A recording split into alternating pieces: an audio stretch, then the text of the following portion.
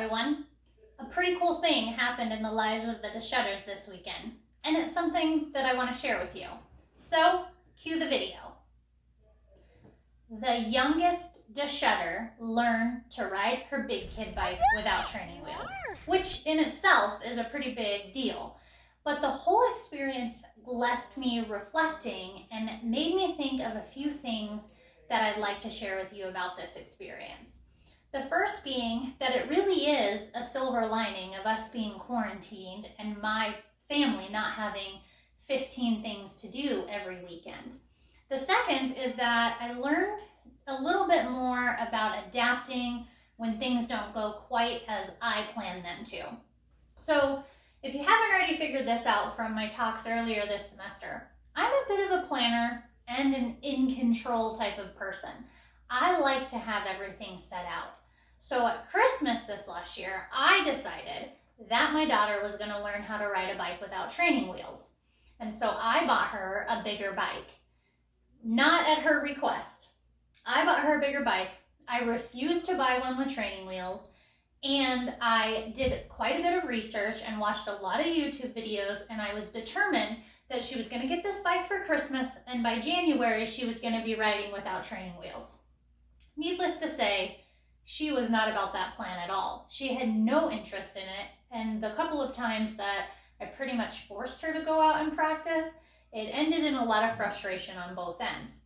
So this weekend I was pretty surprised when she was playing in our driveway and she pulled her bike out of the garage and asked me to just walk with her holding it like we had done many times before. And so I agreed to do that, but we live on a big hill, which also makes it hard for her to learn how to ride a bike. And so I told her that I would walk her on the bike down the street to the end of the street where there's a more flat area. And so there's like a grass park area in our neighborhood where people can take their dogs and you can play kickball, have a little picnic or something. And so I was walking her back and forth on her bike on the flat sidewalk, and she said, "What if we do it in the grass though?" And I just kind of laughed and I explained to her, if you do it in the grass is going to slow you down and you're going to have to work a little bit harder, and it's not necessarily going to be flat because, you know, grass has like holes in it and stuff like that. But she was insistent that she wanted to try this in the grass. So I reluctantly agreed to let her do this. And it took us a couple of tries of kind of going back and forth, and I would let her go and she would fall, as she often does. And then I realized that once she started to figure out that she didn't have to be afraid of falling because she wasn't going to hit the hard ground, she was going to hit the grass, she was actually having some fun with it, and she was starting to build her confidence. And it took a good hour of back and forth before we got to what you saw in the video of her actually being able to do it. But the look on her face that first time that I let her go and she was able to go for like 3 pedals, I don't think I'll ever forget that moment in my life. She was so surprised and so proud of herself. And from that point on, she was determined that today was the day that she was going to get this down. And by the end of it, she did. So I learned from this experience that just because things don't go the way that I plan them to be, it doesn't mean that it can't work. It doesn't have to be what my plan is for it to work. And I thought about that in terms of all of you and really all of us. This certainly wasn't how I planned for our semester to go. I'm sure this wasn't how you all planned for your semester to end when we started the start of the term. But you can still find silver linings in this situation. Maybe for some of you, you actually have more time than you ever would have before to really focus on your schoolwork. And if that's the case, maybe use some of that time to get online and check out the Academic Success Center for coaching, or use their tutoring center because it's online now and it's not conflicting with your class or something. Or maybe look into student organizations or the virtual career fair, and maybe you will find a new job out of this, or you'll have a student organization that you plan to visit when campus reopens again.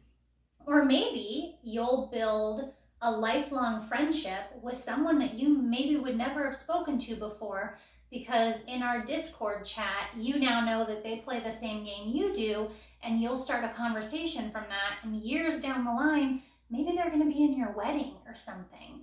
Or maybe this semester you'll actually get a better grade in physics because you find somebody on Discord that can explain the concepts to you in a different way that helps you to fully understand it.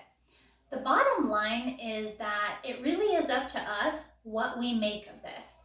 And for me, the fact that I don't have weekends jam-packed with birthday parties and soccer games and karate practice gave me an hour of my day to literally walk my daughter back and forth in the grass holding her bike so she could finally learn to ride a bike.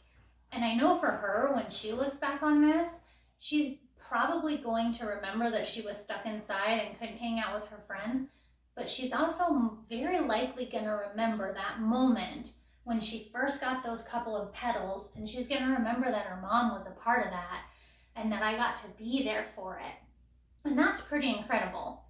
And another cool thing that came out of it is that I now have purple hair. Don't adjust your screens. Your instructor literally has purple hair because my daughter doesn't have school and I don't have any in-person work that I have to do right now. And so we decided that if we're gonna be stuck around each other inside for days on end, we might as well make a silver lining out of it. So now I have purple hair and my daughter knows how to ride a bike.